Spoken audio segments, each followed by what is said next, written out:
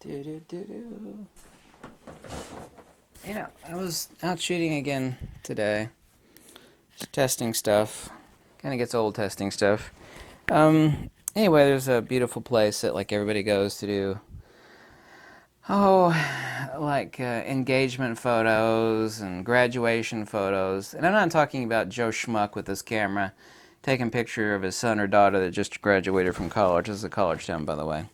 I'm talking about people that are actually paid. I mean, I could recognize them instantly. And and this is true of Florida also. And really everybody, at least the top 10 channels on YouTube, we're all debating like the top 5%, really higher than that, the top 2 or 1% of what should be done or shouldn't be done. Is this really good way better than this really good way? And you know, when you get out there and you look at what people are paying for, and I'll just pause, you know. Usually I'll pause and shake my head like, oh my God, look at that, look at that. Whew, Jesus Christ. Look at what people are doing. They're being paid to do this. Not my, you know, I'm not speculating they are. I can immediately recognize they're being paid to do this shoot of a graduate. They got an assistant, or one chick was taking shots of dresses and she was hanging them from a tree and she had an assistant. And the level of incompetence, the absolute apathy of knowing what the hell, you know, bring some light. Well, it's bright outside. Why would you need, at the very least, a damn reflector? But I mean, at the very least, really, a speed light. Let's be honest here, okay? The absolute incompetence and just nobody even looking at lighting. It's just mind-blowing. Anybody that's worried about making money in photography, I had a couple emails from some people that took my advice that bought some product lighting devices to make money, and they are doing that. One guy sent me some images of a picture of a hot chick holding a beer. He's doing some product photography for this small brewery company. He basically told the owner, your photography is shite, and I'm gonna take care of that for you. And that's exactly what he's doing. The stuff looks great. Another guy's taking pictures of small products, and he built some and bought some lighting stuff off my recommendation. They're both happy. The point is that when I say there's so much money out there in photography, there really is. There is a lot of money out there in photography, just a lot. You can get like 10 jobs instantly. All you have to do is like walk around a business district where there's a lot of retail stores and look at the stuff that they're paying for. It's like, oh my God, that's your photography? Of course, you want to say it in a much more professional manner, but you look at their shit photography that they've got representing their store, their business, their website. You know, you don't have to print stuff. I hate printing. If you ever want to lose money and hate photography, start doing prints for people. This is like half the reason, well, 1/3 of the reason why wedding photography sucks ass. Prints. Never get into printing. Never do it unless you hate yourself and you want to torture yourself. Never get into printing.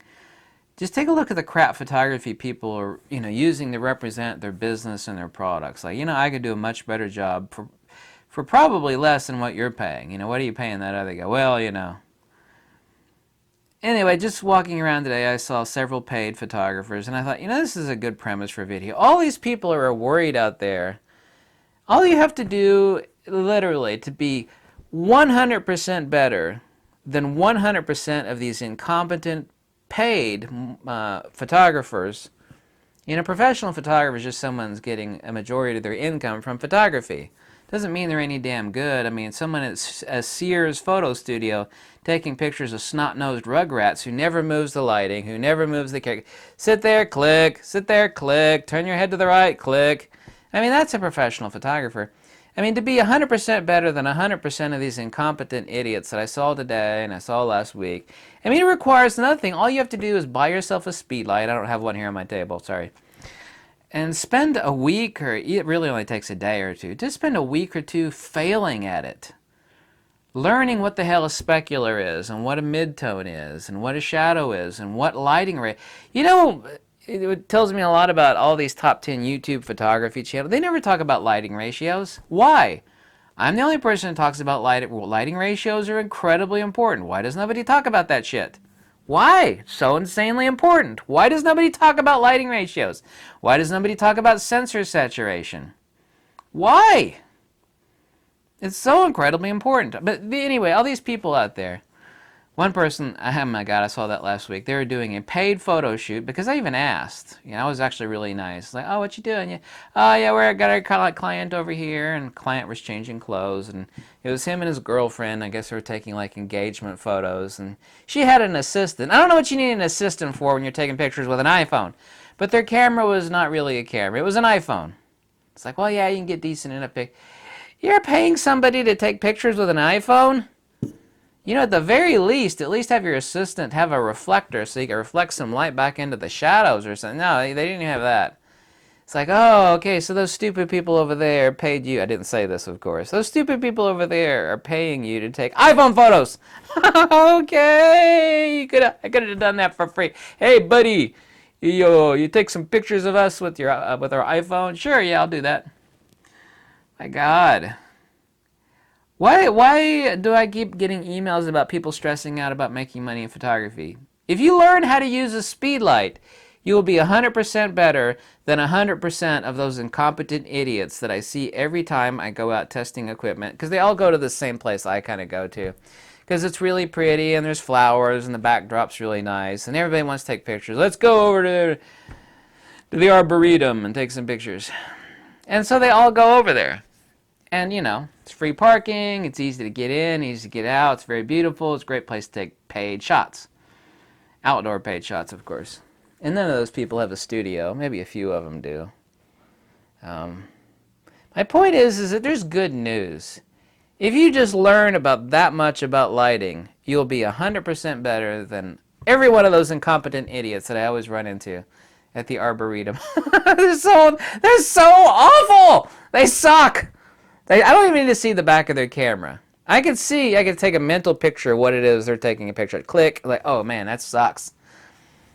None of them have a speed light, much less a studio strobe. Not that you really need a studio strobe, not for like 15 feet working distance. To overpower the sun, you kind of do, especially on a really bright day, but, you know, 8 feet, you could do it. High-speed sync, 8 feet, neutral density. You know, the neutral density filter and a speed light, you know, you could dominate the world. Not literally, but you could be infinitely better than 99% of these people out there that are charging people money. Good money. It's like these people are making good money doing really shitty photography. Let's be honest, it's really bad. And you could do so much better than that if you just turn your brain on, buy a speed light, spend a week failing with it, you know, just take pictures of bushes or so, you know, I don't know, just learn how to fail and you will learn how to use a speed light. It's, you know, it's that simple.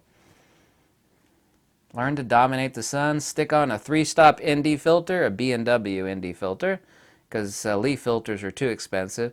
Get yourself a 3-stop ND filter, a friggin' speed light, preferably a Godox 8200. That'll let you do everything. That's $300, right? You could even make your own DIY light mods for the Godox 8200. Good camera, a few good lenses, Godox 8200, speed light, a reflector, a 3-stop ND filter from B&W or B+W. I said B&W, whatever.